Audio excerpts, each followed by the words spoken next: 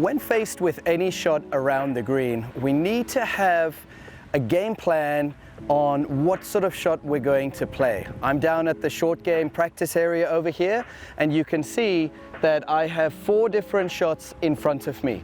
I have a short shot with not a lot of green to play with. I have a medium length, a further shot, and a really long one. So what I like to base my decision on is, number one, how much green I have to play with, how quickly I want the ball to get up in the air, and how much I want it to roll out. So if I was to have a short shot like this, what I would typically do is take a more lofted golf club. What this is going to do, I'm going to be able to take the fairway out of the equation, land it on the green, hopefully get it to stop pretty quickly. So I have my 58-degree lob wedge over here, and let's see what happens with this shot.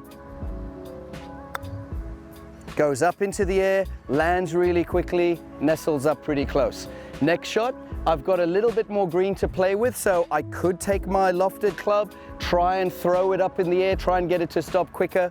But once I start having more green, I have a little bit more green to play with. So I'm going to actually go with a less lofted golf club. I'm going to take my sand wedge. So I encourage you to have a look at all of the different clubs that are on the market. See if you can have clubs that will give you selections and match up with your imagination. So over here, I'm going to go for this shot on the left.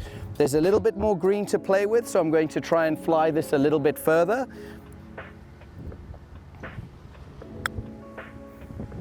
Goes up into the air, again, stops because of the loft on that golf club, nice and close over there.